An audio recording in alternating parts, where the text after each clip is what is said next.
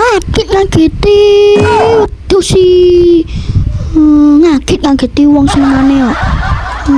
Nyocok aduh senjani ngageti aku ngono iki.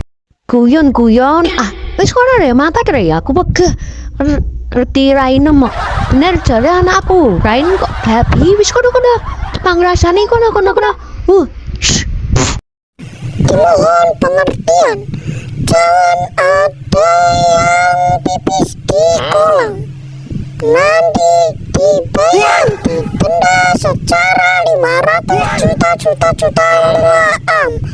Oke, sekali lagi, jangan pipis di kolam. Suarane sopo nang blebek iki?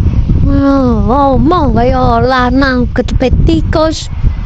Ngomong terus ning mikir lho ambune lho. Kok teletong. Kenapa tel gatel anjan.